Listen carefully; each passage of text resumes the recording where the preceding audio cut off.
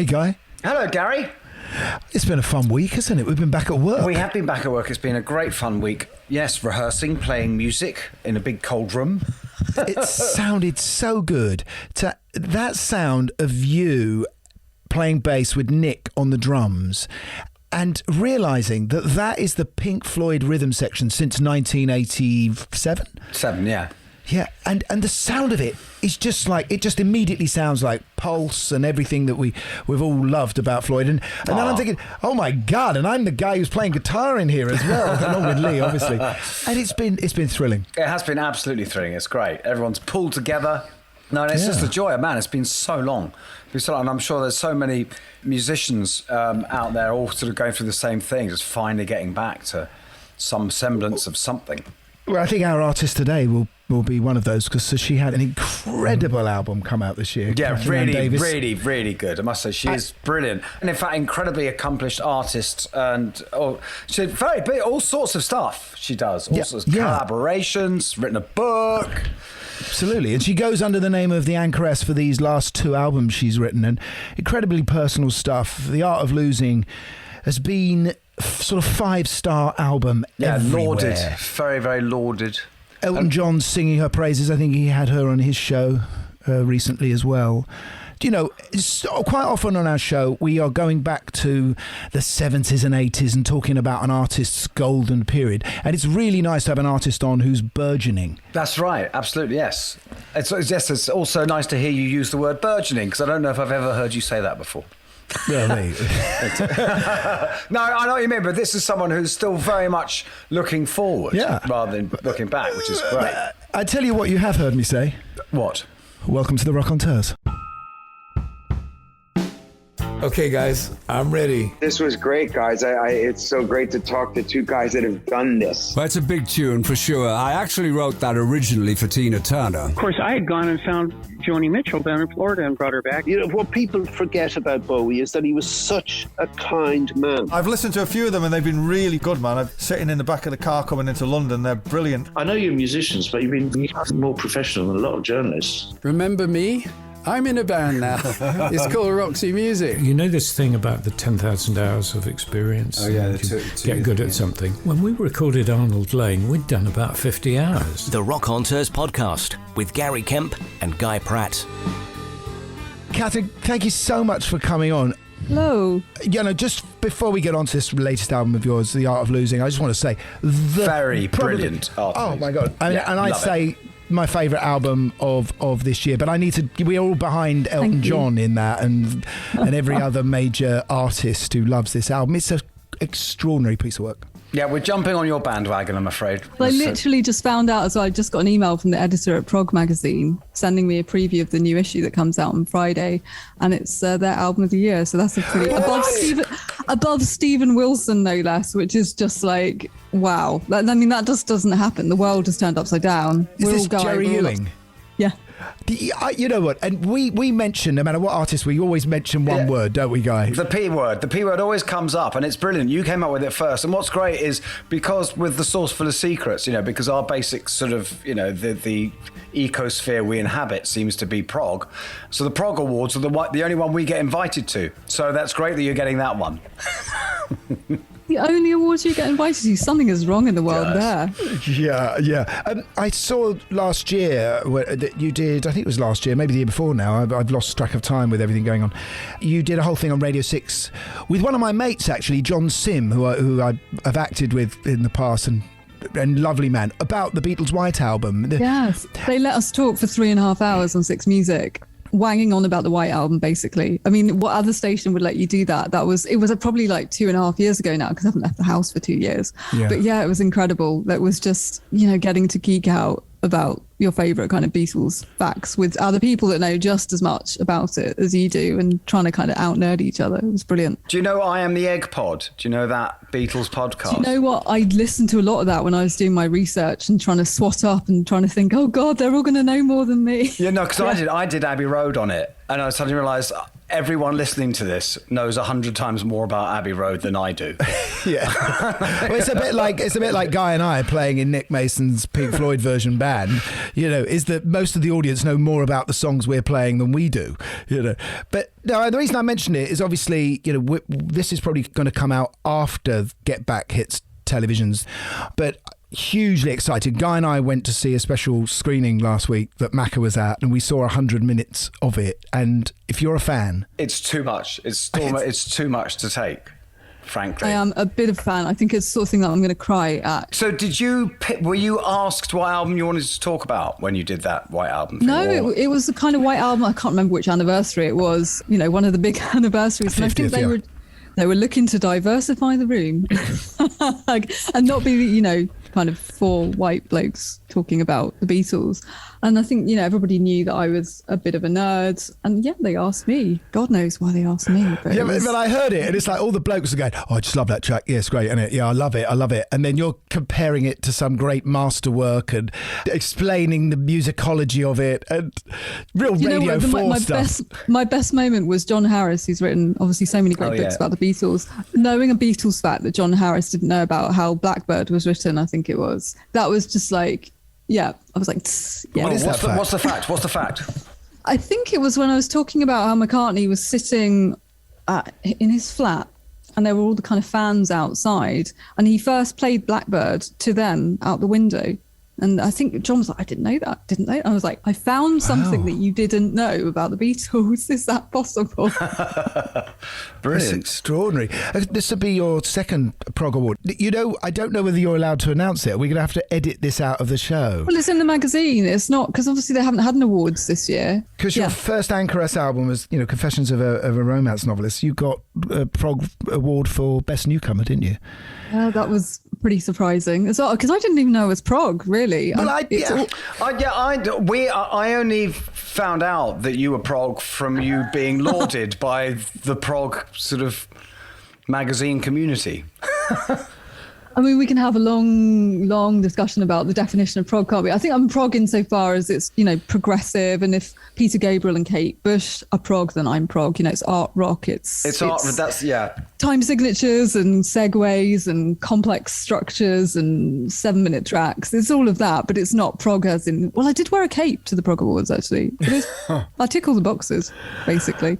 I think that's what the definition really is. And your music obviously encapsulates it. There's a cinematic quality to what you do. There's sort of atmosphere. You're not afraid to use folk instruments or classical instruments. Baroque is another term you might want to use. But all of these are sort of devices for you to express your ideas. And is it something you'd build up as a tapestry in your computer and then suddenly find a song landing on top of?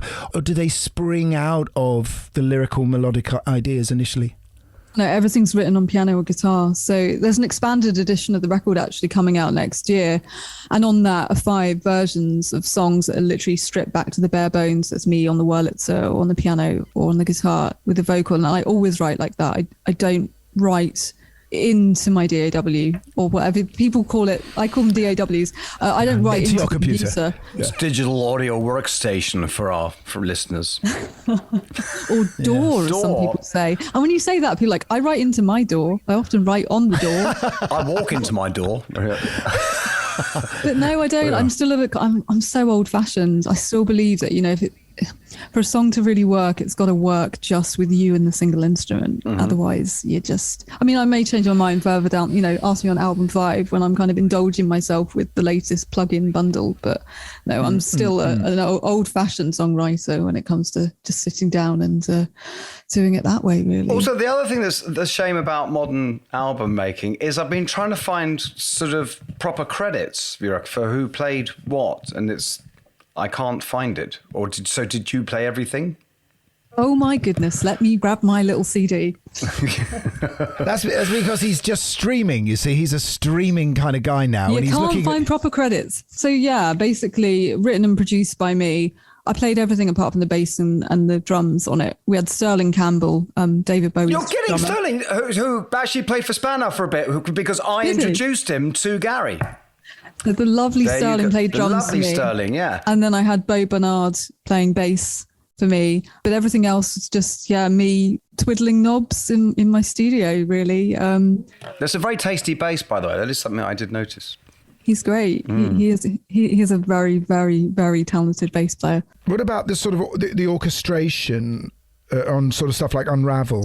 So that, obviously I didn't play the cello on that, but it was all, I actually arranged that weirdly on the keyboard.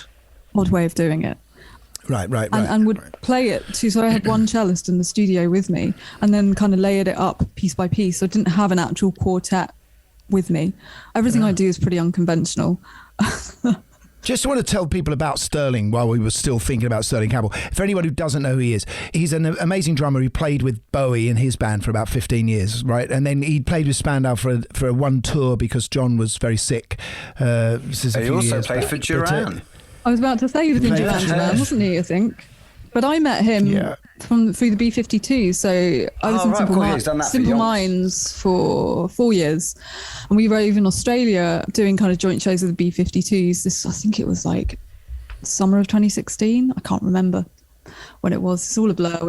And that's when I met Sterling, and he was one of the few other people that didn't drink. So we often hung out, having a kind of smoothie or a kind of vegan salad or something, and we really clicked. So we were just very much on the same wavelength. And then I'm very good mates with his best friend Mario McNulty, who is obviously another Bowie collaborator as well. So it just was, when I did bring people in on the record, and that wasn't often for The Art of Losing, it was something I wanted to do alone. It was a kind of natural circle of friends that I'd made, and people that I knew I could kind of trust with the material, because it's such a personal and difficult album. I don't think I could have sort of reached out to people I hadn't worked with before or didn't know wouldn't be sensitive to it and what I was kind of processing, if that makes sense. So bringing Sterling in was sort of quite a natural. And James Dean Bradfield obviously played on the record from the Manics, and I know you're a massive Manics fan, weren't you? I was calling in a favour from him because I'd sung on their previous album, Resistance is Futile. We'd done a duet together, and it was sort of always an unwritten rule that he was going to kind of pay me back. But he'd also just been a really good friend to me during that time and would call me up and just check in with me, see how things were. And again, so it was somebody I trusted, who understood what I was going through. And he just seemed like an obvious choice when it came to the song that we did together, The Exchange, which is about kind of toxic dynamics, that he would be the other voice on that. And he did an amazing job. And I did cry when I first heard his vocal in the mix. It was quite a moment. Wow. Was it all remotely done? It was with James, because I was, most of the time when I was kind of making the record, it was sort of in snatched sections between, being on tour in Europe with the Minds, or, come back and do like a couple of weeks. So diaries were just never lined up, and Sterling did his remotely from New York, his drums, which was just, I was well ahead of the curve here before lockdown. How to make a record never being in the room with someone else. The bass was done. Bo did come in to do that in person, and the strings were in person. But apart from that, it was quite a solitary exercise, really. How did your Simple Minds, how did you come up to be working with them? So the Simple Minds kind of gig, as it were, came about through another collaboration that I did a few years previously called The Dark Flowers. So it was a bit of a super group. It was brought together by this producer called Paul Statham. I've worked with Paul. Everybody knows Paul. I wrote a couple of songs for someone with Paul. He's brilliant. And so it was like Pete Murphy from Bauhaus, Jim from Simple Minds, Shelley Paul from Alicia's Attic, Kate Havnovic. That's a weird combination of sort of goth pop. It's a goth country record. I wrote a couple of tracks for that. This was right back at the beginning. I was still at university. And my manager I think he was friends with Paul Statham or something. And it was sort of like a kind of quid pro quo thing. I was a bit sort of like, I don't really like country. I don't know if I want to do it. And then I thought, he seems really nice. I'll give it a go. And then obviously out of that comes the big turning point for me, which is joining Simple Minds. So it's a bit of a serendipitous moment, really. Yeah, so you would have toured with Cherise, wouldn't you? Didn't you? Cherise playing drums? Yes. Me and Cherise have spent a lot of time in a tour bus together. Cherise to say, I toured with her, with Brian Ferry. So you also know Sarah Brown as well. I certainly do know Sarah Brown. Guy knows everybody, basically. Except Paul Statham. I'm feeling very left out here. So you played keyboards with Simple Minds? I started out kind of playing additional guitar and some vocals because it was kind of the rock record that they'd done, Big Music, which was quite a dark rock record. Oh, yeah, I know. And then I kind of transitioned over time to sort of be behind, the racks of keyboards, and there was a few lineup changes. But yeah, it was just like basically like going to musical university for me, baptism by fire, to go from... Before that, I'd kind of been playing, maybe 500 cap venues. And then I think my first show with them was 8,000 people in Lisbon. And then it was like arenas. It was just a bit like, what? I want to get deeper into Art of Losing, but we'll wait on that. I did find it interesting that the two big rock bands are associated are both ones with very, very strong national identity, the Scottish and Welsh. All the Celts keep together, that's what it is. But having read some of your biogs and stuff, it wasn't only like 10 days that you were actually in Wales for? No, I mean, it was about eight weeks of my life, my early life. We went out to Australia after that. A very peripatetic existence sort of for the first few years of my life. Do you remember any of that? Because you came back when you were 4 or something, didn't you? From Australia? Yeah, I mean, I remember. Do you remember bits and kangaroos or anything like that? I remember breaking my leg. I broke my leg when I was 2.5. That's kind of my earliest memory. And the vicar trying to drown me at my christening, so I was about 2 then. They do say if you've had trauma, like your memory starts quite early, and those are my 2 big earliest memories. Yeah. But I tell you what mine was. I had a little toy bagatelle thing, tiny little thing, and it burst. And the little ball went up my nostril. I don't know how. I put it up there, I think, and I couldn't get it out. And that was my earliest memory, going to the doctors, and he just got a little bit of wire and hooked it out. But where did music start in your life, Well, Catherine? I think it is from those very earliest points. Music was always a big part of my house. We didn't really do TV. My mum was a bit kind of anti-TV.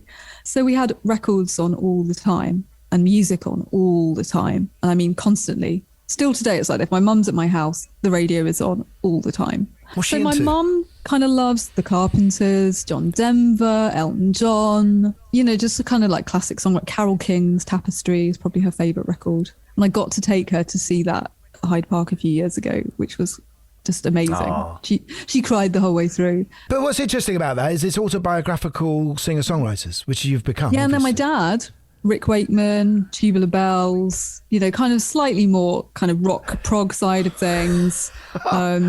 You were mapped out, weren't you? It was completely mapped out for you, wasn't it? Simon and Garfunkel as well, Beatles, obviously. I remember I must have been about probably 3 or something. Me and my sister used to make these forts in the living room and just put music on really loudly and cry. We put sad songs on. We just loved the way Gary and I music made still us do feel. that sometimes. I remember lying down with putting Bowie's Aladdin Sane on, and Time, the guitar part at the end, the Mick Ronson part, when my parents were out, I'd turn the lights off and I would cry to that. It was music just... I was already learning, as we all have, I'm sure, how it stirs us emotionally. Yeah, I was really hooked on that. Like Bridge Over Troubled Water was like my favourite song, probably when I was about 5. And I just loved the way it made me feel, even though it made me feel sad, which is really a bit sad when I think about it now. But yeah, I was hooked on sad songs. Karen Carpenter as well. I mean, I could read music before I could read. I just knew that I loved. Was this through some sort of lesson or just yourself? Music. You just taught yourself to... Just myself. I was just... My sister's a few years older than me, so she was kind of at school and learning stuff, and everything she did, I wanted to do. And I think she started playing the recorder and the guitar, and just I wanted to do what she did. So yeah, we would sing in harmony together and do all of that. There's no musicality in my family. My mum and dad don't play anything. I was hooked. I just loved the way it made me feel in a bad way. I loved the bad feeling. Do you still? No.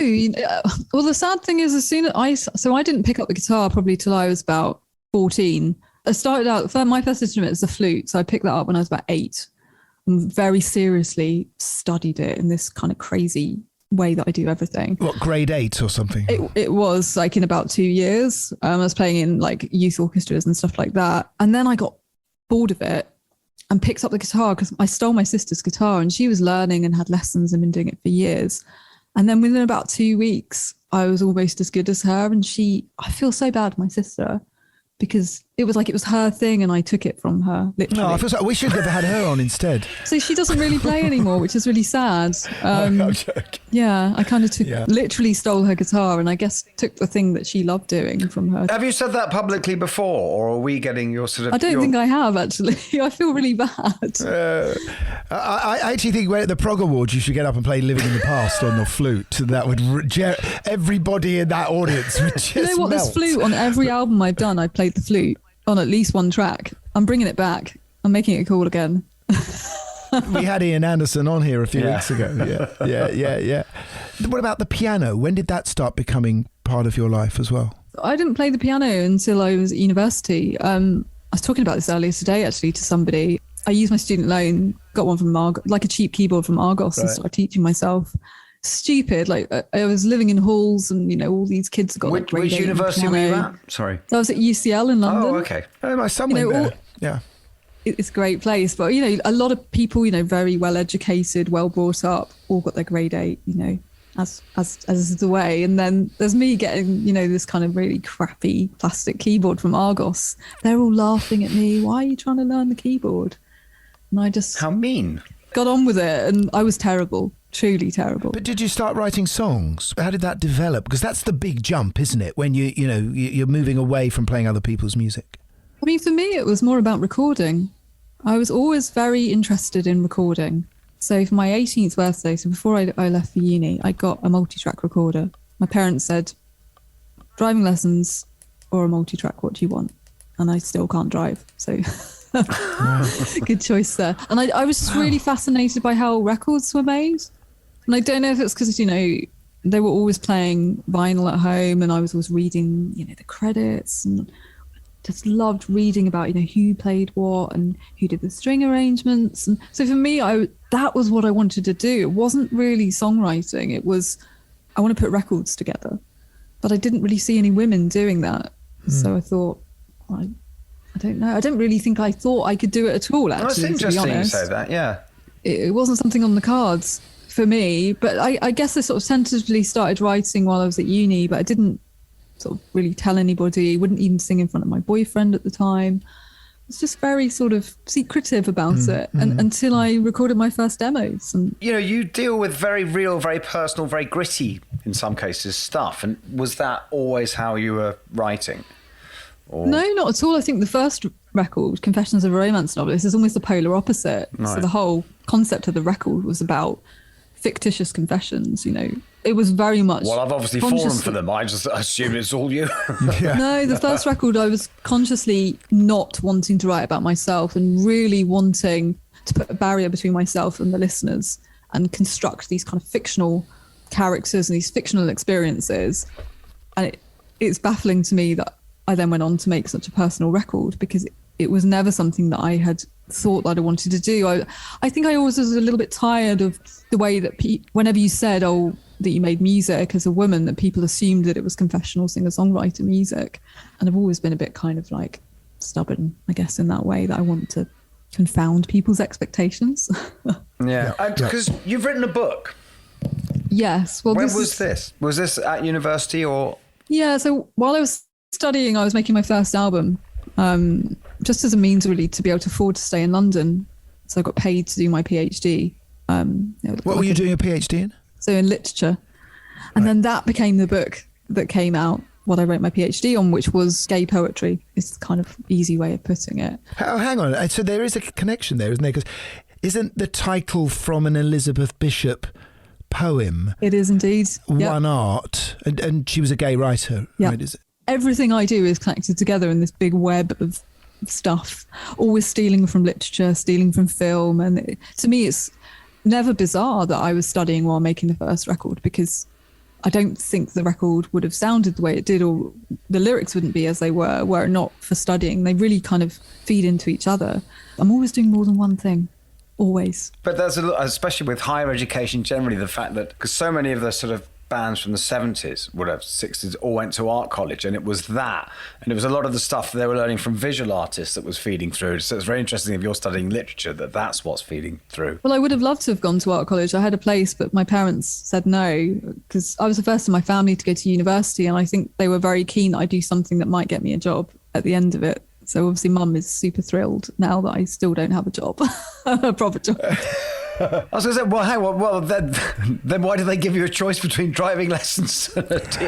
It's funny that you were talking about, it's not funny, but the point that you made about there being no sort of women in the recording side of music is so true. I mean, it was a male bastion, and to a large extent still is, and I can't think of any female standalone producers that have come up through the engineering world. I mean, not many. Obviously, they're artists as well. That there's Bjork and Kate Bush. It's just that we think of them as singers, and they were my gateway finally. Yeah. I think I meant sort of as engineers. I know there are a few now, but certainly when we were sort of doing our stuff in the 80s, we actually worked with the only one I knew at the time, which was she married Elton John. And I can't think what her name was. Renee. And Renee was an engineer at. She engineered one of our records. But how do you feel? How do female artists feel walking into studios that seem to be dominated like a boys' club? Is that? I mean, it's not the most comfortable experience, and I was often the only woman in the room when I was kind of doing my studio training, if you want to call it that. And you do have to adapt your behaviour quite a bit, and you kind of try and be one of the lads, and you're not truly being your authentic self, which I think definitely affects the art that you're making. And as I said, I don't think I could have made the art of losing in a room full of guys that I didn't know. Yeah. I had some great experiences in studios too. I've had a real laugh and really obviously enjoyed that culture. Otherwise, I wouldn't have been drawn to it. It's just so difficult. I hate kind of, what's the word? I don't like to kind of tarnish everyone with the same brush. And it's just, I've had some great experiences in studios and some really crappy ones as well. And it's just people, isn't it, at the end of the day? But I'm deeply passionate about trying to get more women and gender minorities into studios, because I think it's important that the spaces that people create in reflect the diversity of the people creating in them.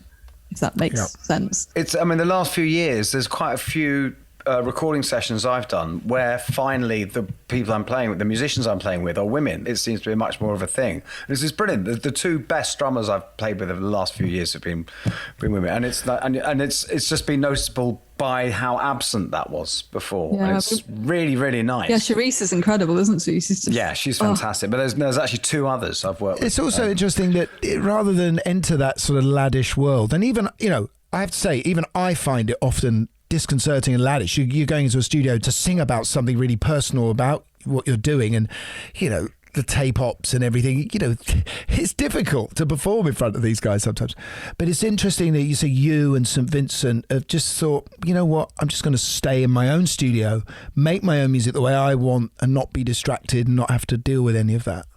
I don't know whether that's got anything to do with it. But it's a bit of a Prince mentality as well, isn't it? Because actually thinking about that, Susan Rogers, I think was his engineer, wasn't she for many years? But it's that mentality of, I think if you work in a kind of auteur sort of frame of mind, often you just want the least distance between you and what you're doing. So it just makes the whole process for me much quicker if I can just operate the desk and do everything, because I don't have to explain it to someone else. But a lot of that has been made possible by technology. It was the problem, wasn't it? It was very hard to record something properly all on your own. If you wanted to keep up any sort of real creative flow. Yeah, the cost, like barrier to entry and things like that. But, I know I have an incredibly, reasonably expensive amount of equipment thanks to, doing Simple Minds. And, I'm a big believer in investing in gear. I'm a massive gearhead, and I love a lot of expensive vintage equipment. I'm not one of these people that thinks that studios are dead, and you can make it on your laptop. I still think there's a lot of creative possibility in the studio that we need to, if we can. I mean, a lot of studios are dying out, and it's a real shame. And I think it's going to change the way that records sound, possibly for the worst, if we kind of let them go. Well, there's a bit of a paradox here with your career, because obviously you thrive alone with a computer and a few instruments around you. You can make it all work. But I get the sense from you that actually you maybe wished you'd been born 20, 30 years earlier and been able to do that kind of magic that the Beatles and Kate Bush and Peter Gabriel were exploring and developing and doing in big studios. Yeah, I mean, I've been super lucky. I've recorded at Abbey Road a bunch of times. I still do use those big studios for some aspects of putting the records together. There are certain things that I will always do in a studio. It's difficult because it's like I don't know that I would have had that opportunity. The great thing about the democratization of recording with the kind of the falling costs of technology is that you're not having to audition your techniques and skills in front of other people. And I think that does make it more likely as a woman that you're going to get on and do it yourself, because you can fail alone, can't you? And no one's laughing at you. So it's difficult. Yes, I would love to have been around in those days, but also I probably wouldn't have had the opportunity to make a record. So yeah. Difficult. Yeah, let's just talk a little bit about the kind of lyrical inspiration for Art of Losing, because obviously, having read and heard you speak a lot about the album in the last few months, it's quite a traumatic experience that you've been having in over a few years in your life that led you to want to write this album. And by the way, for people out there who haven't heard the album, this might be an album about losing and trauma and grief, but it's pretty fast and upbeat at times as well, isn't it? I was going to say, don't put them off. I hope that it's a real kind of celebration of life and joyfulness. And I really set myself the kind of task, I guess, of making a record that celebrated life in the midst of death and loss. And I didn't want it to be kind of somber. Nick Cave's done that so well. It's like, I'm not interested in doing what other people have already done brilliantly. So I really didn't want it to be a downbeat record. So it was like, death disco. I've used that phrase a lot with people about it. It's a death disco. It's hard to do. Depeche Mode do it really well, and that's why they were such a touchstone for the record too. Talk. I looked at all of the artists that do that well, like The Cure as well, and immersed myself in their catalogue and just thought, okay, well, how can I do something new? How can I update this and sort of do my own version of this, which is to capture the joy in the midst of the darkness, I guess. Do you mind sort of just explaining like the kind of stuff that you were going through at the time? Yeah, so it was a battery of things, really. It began with my dad being diagnosed with a terminal brain tumour, an operable tumour, at the age of 59. Shortly afterwards, I experienced my first of many miscarriages. And then I was diagnosed myself with the early stages of cancer. And it was really just an onslaught of shit that was coming my way. And I had started making a different record. And then all this stuff kind of started happening, and it was just not possible to carry on writing that record because it wasn't, I don't think I could turn away any longer from the personal in the way that I had on the first album. It's a record, quite literally a record of what I was processing, me trying to understand. There's a key line on the title track, what did you learn when life was unkind? Was there some purpose to losing my mind? And I think I was trying to understand what the meaning of it was. Why was I going through such pain? Was there something positive that I could take from it? I guess probably the existential crisis that a lot of people have when they lose their parents really young. Just me trying to work that out through songwriting. Sorry, I was because there was a very stark video you did for 5 a.m. Yeah, so 5 a.m. is sort of, that kind of led me down other tangents into my past, I guess, into trauma and loss in my past. And that song addresses sexual assaults in my sort of early teen years. And that was obviously something I'd not set out to write about at all. But in the process, I think, of trying to understand all this loss and grief in my life, I necessarily found myself going back into the past as well. And so it became, I guess, the 14 tracks on the record, can't call them all songs, are an exploration of all the different facets of loss and grief that you can experience in life. Loss of friendship, loss of faith, loss of love as well. It's not just about the literal loss of death and grief. Yeah, so I guess it kind of over time became this kind of big quilt, really, of all these different experiences that I've had, but also the other people that I'd had. And it was a massively healing part of making this record. Did a podcast at the same time. Everyone's got a fucking podcast now, haven't they? No one's got one like us, I haven't. No. And I was chatting just to other people that had experienced extreme loss and grief. Yeah. And God, was that incredible for me to do, just talking to other people who had come through it. Yeah. And it was just so incredibly healing to realise in my solipsistic way that I wasn't the only one.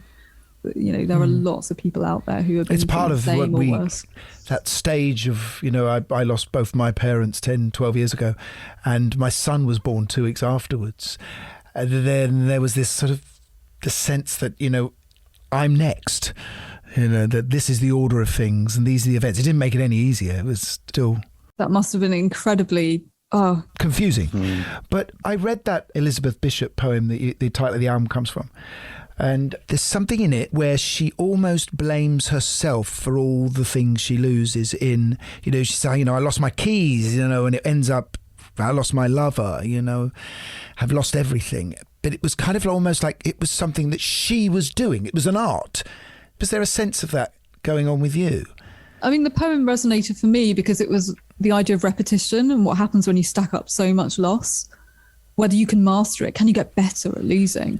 And I almost had this perverse sense in my head that the more awful things happen, perhaps the better I could get at dealing with it, which sort of did happen in a way. Well, in a way of sort of being numbed by the sheer kind of regularity. Well, for me, it was acquiring a really kind of bleak sense of black humour, which is just my response to most things. I think that makes its way into the kind of lyrical content of the album too. I hope people pick up on the humour of it, especially in Let It Hurt, the first song on the record. I always try and laugh at the awful things that happen. In the repetition of the loss came this kind of sense of laugh, of the absurd. With a pride your father must have felt if he'd known that out of all of this was going to come this incredible piece of work that will be forever there and is, a legacy, which, ironically is also your legacy when you're gone. It's what we do as artists, isn't it? Well, that's sort of what I came to understand really, was that the act of writing itself is the very act of, like Dylan Thomas said, rage against the dying of the light. The act of creating music and creating song is you trying to defy death. And that's what we all do, probably as musicians, isn't it? We're all avoiding the inevitable by desperately trying to recreate ourselves in something that we hope will live on after us. Because it's also very serious. It's very time for a joke. Because there is that thing, isn't it? Because apparently you've got 3 generations. Even if you're an ordinary person, you've got 3 generations, then you're gone. You're completely forgotten by your family and everything. But someone made an interesting point the other day that in the way that it wasn't, even Elvis isn't the cultural reference point that he used to be. I mean, somebody the other day didn't know who Paul McCartney was. I can't remember. I know, I just... Well, let's give up if people don't know who Paul McCartney is. It's an odd feeling for you, isn't it? That out of stuff that was bad, you managed.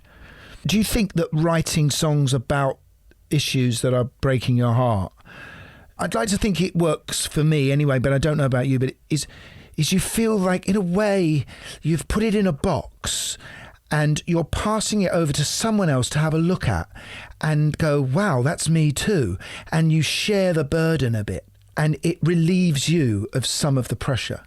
Definitely, yeah. I think, the act of songwriting for me is about communion with other people. And it is that. In your listeners reflecting back to you and your fans reflecting back to you that this has helped them or this reflects their experiences, it does. Some of the burden, the weight lifts slightly.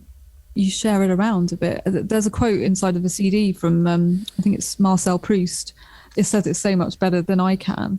And it's something like... Who is he? What album did he release? I'm trying to find it. It's something about here it is. I found it. Ideas come to us as the successors to grief. And griefs, at the moment when they change into ideas, lose some part of their power to injure the heart. Brilliant. But isn't there also an element, it's a sort of closure thing. It's like you've expressed something, you've said something about it, and that's a way of putting a lid on it. And it's in that you're handing it over to other people here, now you look at it. Yeah, although I did sit on the album for a bit. I mean, I finished it in February 2018 or 19, I can't even remember. And I remember listening to The Master in a supermarket car park and I was hysterical listening to it. I just couldn't listen to it. And I knew that I had to say it couldn't come out yet because I needed to be able to do interviews and I needed to be able to talk about it. And then obviously we all got hit by a worldwide pandemic. And, it meant that the record was kind of sat on for almost 2 years before it came out. I had a shit ton of therapy. It was brilliant. So I could talk about the record in a way that wasn't damaging to me. And it's... Normally, like a musician would hate for a record to be delayed, and I was very frustrated at the time, but in hindsight, it was the best possible thing that could have happened. And I think people were really ready for it as well. You know, the label were just so unsure about what people would think. I think they were really nervous and a bit kind of, this isn't going to do anything. And then I don't know if you remember around the time of like the first lockdown and everyone was watching I May Destroy You. Did you? I don't know if you saw that show. And I think because we're all being forced to like confront our own mortality, there was just a bit more of an appetite for the darkness and for the record to have come out at a time when I think when people were just ready to hear it. Well, also, I mean, let's face it, everyone was sitting at home. I think people were in a position to pay attention to new album stuff in a way that they, weren't. Because usually. We're always breezing through tracks. I mean, Adele the other day talked about, I'm not a massive Adele fan, I have to put that out there, but what she said about listening to the whole album, I thought was real. I mean, I thought that was that's how you stitch your album together. That's why you're getting an award for an album. It's not just a bunch of songs. There's a through line. I'm the awkward bugger that did segues as well, so the tracks overlap. So Spotify, when they tried to shuffle the record, get like little snippets of the end of the next track. So yeah, I just try to be awkward and say, well, you can't shuffle this because they all seamlessly blend into each other. Yeah, but they have to have an album setting, don't they?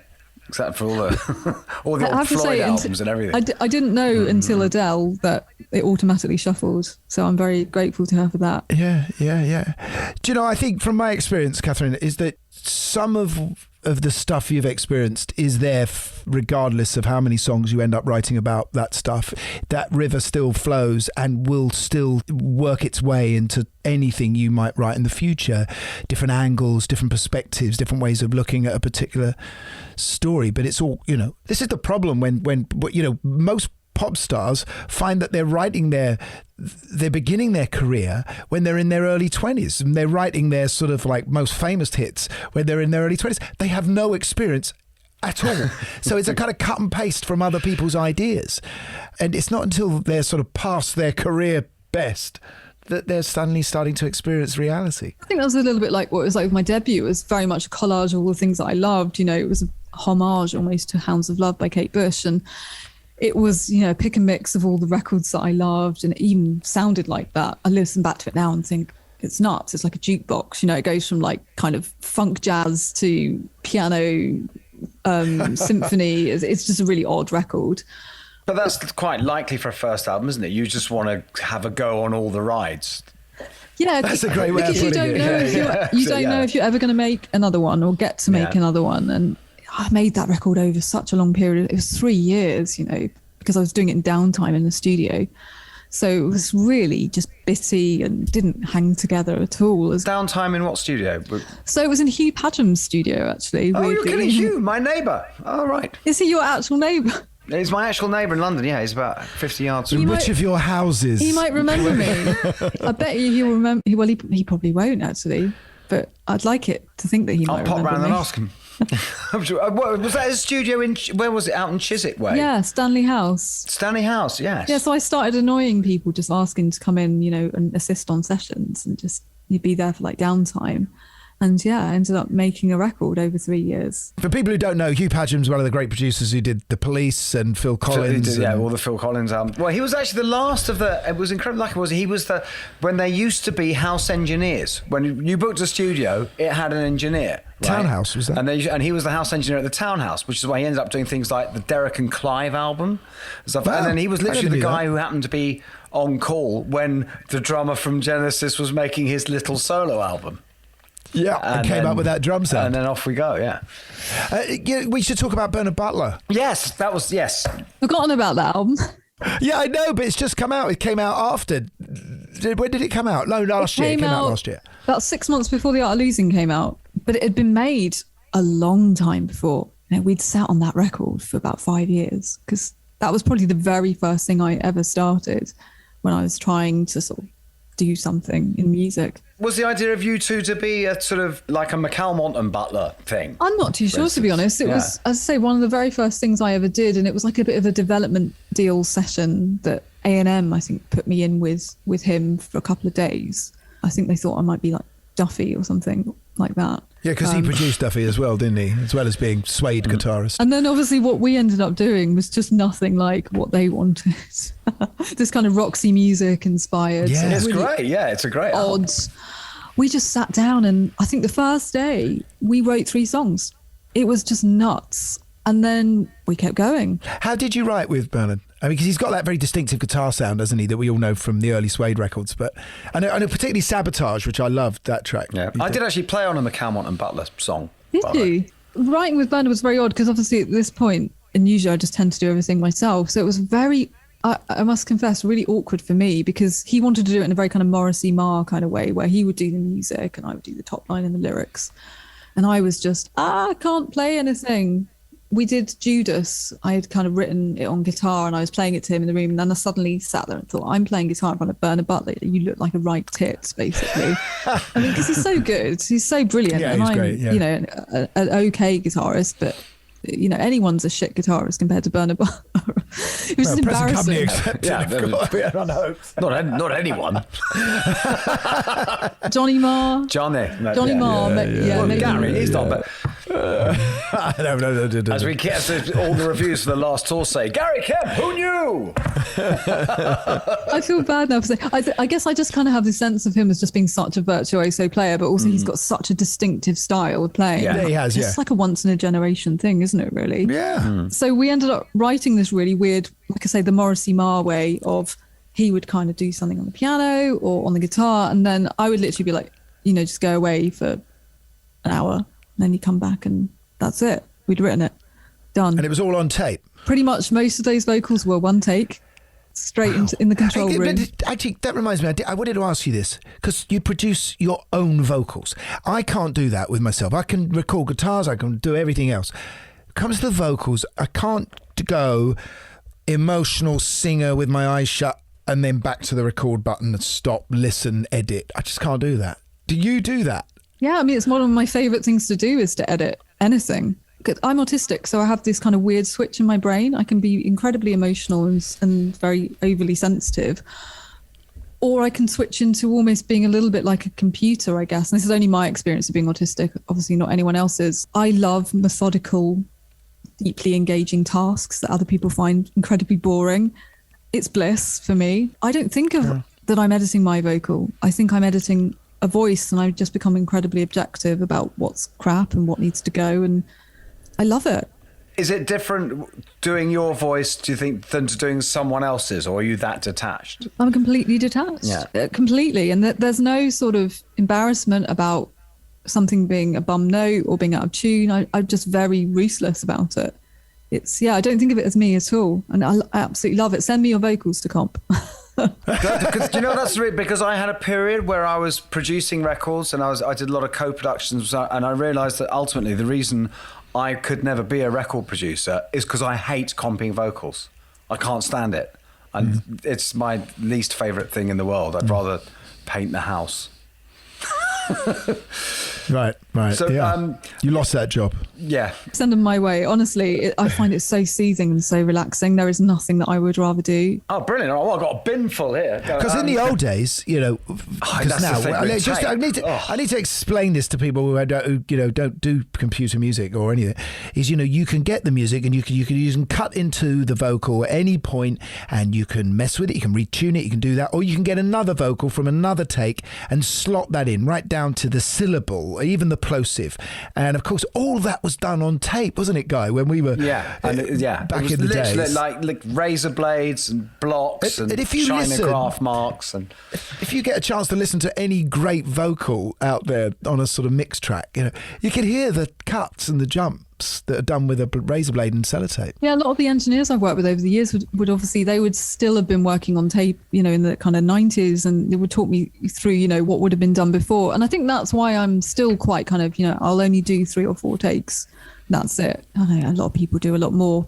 But the stuff with Bernard was, honestly, and again, maybe that's a throwback to him being used to working on tape, but it was one take, you're done, that's it. And that was excruciating for me as a perfectionist. And so what about your covers album? Is this the reprise one or the ones I was doing over lockdown? Because I mean, I'm constantly doing covers to pass the time. No, there was a reprise of that which I couldn't find online. I heard one with Wild as the Wind. You're about to show me the 400-page sumptuous... No, you know what? That's never had a proper release because it was something that I kind of did when I was teaching myself how to record, basically. And again, I think everything I do sort of has like a kind of purpose in terms of like trying to get a new skill or something like that, teaching myself something or getting a degree or something. And the covers that I was doing was, I guess it was teaching myself how to make records. It's a great show, very incredibly eclectic choice of artists. It's brilliant, I thought. Oh, thank you. I'm trying to remember what's on it. I think it's obviously Wild as the Wind, Nina Simone, David Bowie, depending upon you like Fleetwood Mac, I think on there. I'm just Nick trying Drake. to think. Yes, Black Eyed Dog. But it was so long ago since I did that. I think Carole King, He Hit Me and Felt Like a Kiss is on there. Catherine, how is your normal life? You know, because you're so controlled in the studio, so organised, so brilliant at stitching all these ideas into something wonderful. What's normal life? Carry What on is into? normal? Is that out? You know, because is there chaos around you, or is that your general approach? I'm just trying to think. I think I'm sort of quite normal. I don't think I'm not very tidy. I'm not particularly. I like to be on time, but I'm not. But boy, are you on top of disciplining yourself? Do you know where I think that comes from? I think that comes from training to be a dancer. So before I was obsessed with music as something what I wanted to do, I was obsessed with ballet. And I think what you learn is when you study ballet, and I think that's what I've taken across to doing my studies and to doing music, is this idea that if you just chip away at something and you just apply yourself and you do it every day and you're just really strict with yourself, you'll get there. Like perfection in ballet comes from the discipline of doing it every day and putting the hours in. And I think I guess unconsciously applied that to all aspects in my life. And like making a record for me is not about sitting and waiting for a moment of inspiration. It's just getting on with it, putting the hours in and doing it. I just don't believe in inspiration. I just think everything is a bit like, and maybe it comes from my dad a bit because he was into building. And he was always sort of talk about, you know, like building a house or bricklaying, and you just put the time in and then suddenly you've got a house at the end of it. Wow. And it wins awards. Do you still have your ballet chops? Have you got a plie? Still got your plie? A little bit. I mean, some of the music videos that I've made have kind of employed a bit of the dance, but I broke my back when I was 19, which is why I picked up the piano. I started piano when I was kind of convalescing from that. So did you pick up the piano and that's why you broke your back? I was going to say that's a good way to break your back.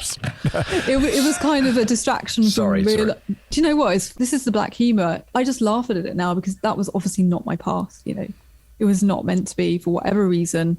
Slipped on the stairs, down like 20 concrete stairs, hit everyone on the way down, cracked my L4, L5 sacrum coccyx. It was not meant to be for me. There were other things that life had planned. So at the time it was really difficult because it was what I'd wanted to do and all I could think about. But the music had always been there for me, but I never thought it was a career. And serendipity. And what about playing live? Are we going to be able to come and see you? What's happening? I am doing a tour in spring next year. I hate to say anything about plans at the moment because it's been postponed. Is it once or twice? I can't even remember at the moment. Because you were meant to go out supporting the Manics, weren't you? Yeah, I was supposed to support the Manics in September, October, but I was waiting for my booster because I'm clinically vulnerable. And the doctors just said to me, you can't do it, not until you've got your third vaccine. So sadly, I had to pull out of that, which was one of the most disappointing things that's happened over the past few years. And yeah, it was really hard because I've always wanted to support them on a tour. I've only ever done the odd show with them here and there. Absolutely gutted. Still really actually am sore about that. And this is how artists make their money nowadays, of course, as well. You know, playing live. I'm trying to think of a diplomatic way to answer that. Yes, if you're not a solo artist, you know, as a solo artist and you're employing all the set of musicians. Oh, right. Yeah. It's really tricky to break even. Of course. For me. Wow. I think once you're over sort of like 1,000 capacity venues, sure. So you're taking a band out? Yeah, so what band do you take with you when you go out? So the full shebang, so drums, bass, guitar. Cello, flute? No, your flute, of course. At least you can cover the flute. Yeah, but you know, obviously when you play everything on a record, it's really hard to do it live. So you've got to bring other people with you and that's costly. So yeah, the reality of it is actually for a lot of young musicians, they're not making money out of live unless they're playing on their own. I think it's fine if you're a sort of acoustic singer-songwriter, but that's not what I am. Yeah. So, I've got to bring the expensive band, unfortunately. You Not sound unfortunately, really, but you sound really sus because didn't you get some money from the Art Council to help with this album, make this album? yes, so I did. Yeah, The Art of Losing was made partly with Arts Council funding. Who do we write That's to? amazing. Yeah. Well, they've given it all to the Royal Opera House now, so I don't think there's any left. But Yeah. no, But I that's a am brilliant quite sus, as you say. I'm very interested in the business side of things. I do think as a musician now, you've got to be very clued up about how the sausages are made, if that's the right metaphor. Yes, you can't just focus on the art. That's like a line out of Succession, isn't it? Yeah, I co-manage myself, which means I do 70% of the work. But I have a great understanding manager. He lets me just take over, and that's a big part. I've never heard anyone co-managing themselves. There's loads of women Jagger actually does. that do Jagger. it. Yeah, there are a lot of people. I think, and for me, I love the business side of it too. I find it really interesting. It's like a game of chess with some people, especially with labels, isn't it? All the manoeuvring. Because you're on a prog label, aren't you? I was, yeah. So I've actually finished up with my label deal now. So I'm currently a free agent, if anyone's interested. If anyone's listening, get in touch with Rockonteurs and yeah. We'll be the agents. Take 10%. We're also now co-managing. What about a new album? What's happening? Are you writing? Always writing, but I'm just sort of seeing how it goes at the moment, because I'm obviously chatting to labels at the moment about what's going to happen next. Obviously could not have anticipated how successful the record was going to be. So I was sort of planning on, when the deal came to the end, it was 2 album deals. So I knew I was going to be kind of, free agent. I was thinking I would do it myself so I could have complete control, but I'm not so sure now that I've got the time to do it. So I don't know. The new record is a lot of vintage synths. I've acquired a lot over lockdown. I don't know if you can see some of them. Yeah, kind of bit, yes. It's quite tantalising, but can't quite make anything out. It looks like an old Spandau Ballet lock-up from the 80s, doesn't it? But the new record, I'm sure, will be synths and drum machines, partly because I'm sat here on my own and listening to lots of Depeche Mode still. And talking of Depeche Mode, who's the lyricist from Depeche Mode? I remember once Martin famously, he once said he thinks he's got the record for the amount of time someone has used the word knees in lyrics. Which song is that in? Well, all of them. He's always on his knees at some point. Is he begging? Yes, exactly. Is he begging, darling, please? But he said no one's used the word knees as much as me. In the same way as Roger Waters uses the word steel an awful lot. Catherine, thank you so much for coming on. Oh, it's such a pleasure. I hope I haven't depressed everybody too much. The album's very upbeat, I promise. We can't recommend the album enough. Massive album. And congratulations on getting Album of the Year. Yes. Oh, thank you. Richly deserved. Thank you for having me. I'm going to have to untangle all my wires now. I'm trying not to trip over them. That was nice. That was really nice. More of a sort of weighty, intimate artist chat than we perhaps usually have. She's a very intelligent person, and really bright, and God knows what she's doing talking to us. But, I just feel like a bit thick. Her music it's sort of the Penguin Classic version, It should have come out with a black cover and a Renaissance painting on the front, It is so good, so beautiful. I know Guy and I have been doing a deep dive of hers in the last week, and can highly recommend. Go out and buy the Anchoress' The Art of Losing. Thank you, Guy. That was nice. We're desperately excited because we're going to be seeing the Beatles sing again soon this weekend. Can't wait for that. Lots of people have already seen it this week, I'm sure, because we've recorded it early. Can't wait. And I'm going to see you back in rehearsals tomorrow morning. You are indeed. I can't wait. Good night from me. And it's good night from everybody.